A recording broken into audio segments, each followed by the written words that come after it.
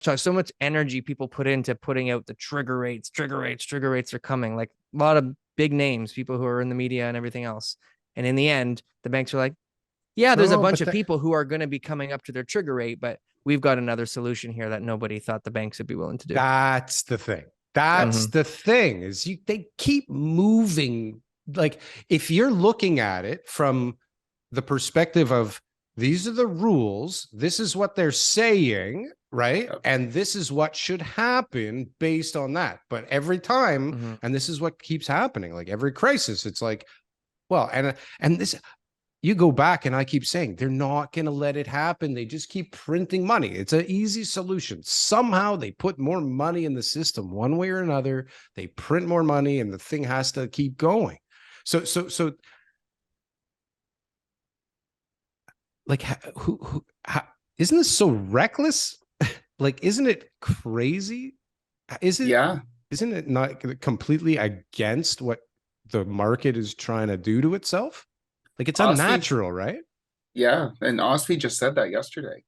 I think one of the heads of OSFI, I can't remember exactly who it was, did a speech, and she said, it's great that people aren't losing their homes. It's great that they're extending these amortizations, but OSFI is well aware that they're increasing their risk. This is risk being put on the banks by doing this. So every time you do this, you more and more increase the risk. Like you can't do it forever. But I think the bank knows the game. They know the real estate leverage game. And they're like, I'm going to leverage myself, the buyers, everybody else.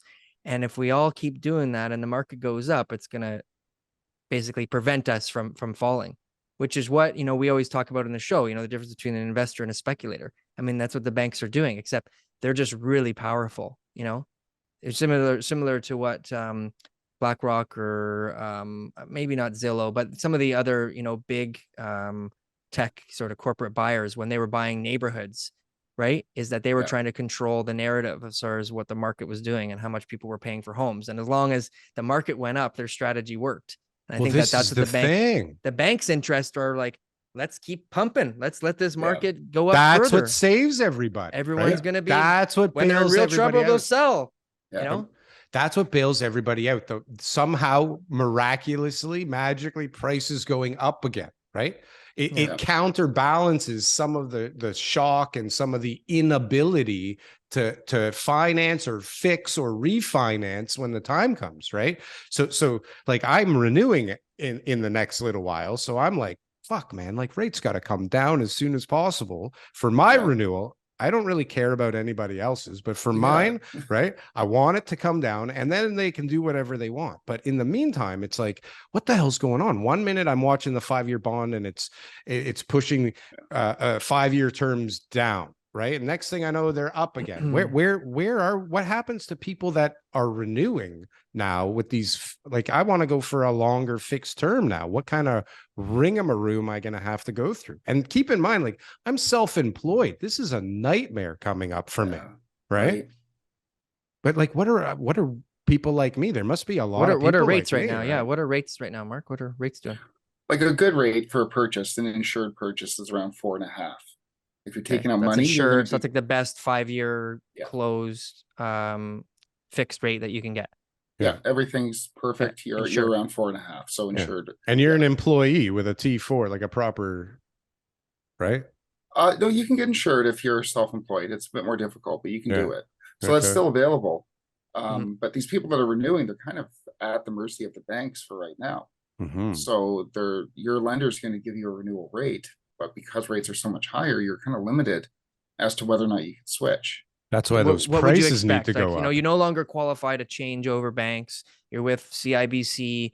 You were on a 3.3% 5-year fixed term. It's maturing this year. What would you expect that CBC would be giving you for a 5-year fixed term going forward? It's going to depend on the client. It's going to depend, right? If you're golden and they know you're golden, I think they're going to be more competitive. You're golden, so you're golden. You're good. Nothing's, but you don't qualify to go maybe somewhere else just because maybe the amount of debt you have or something like that. Maybe you're borderline golden, maybe not golden. But what would you expect? So like 5.5, is that kind of like the? I'd say low fives. Low fives. Okay. Yeah. And then variable right now if somebody would be going into a variable rate based on, average discount on prime? What would someone expect? You're gonna be around 5.7 if it's Higher. insured. Yeah, Insured. insured. Now, So- if it's uninsured, you're gonna be around 6.2. Yeah. And what if you go private? Ooh. What about private? Private on a first, 10% probably. 10%. Oh Yeah. So my that tells me that the goodness banks are gracious. still on the bond market is still heavily favoring rates to come down. Yeah, Heavily. yeah. This is not something that is being assumed to be lasting for a very long time.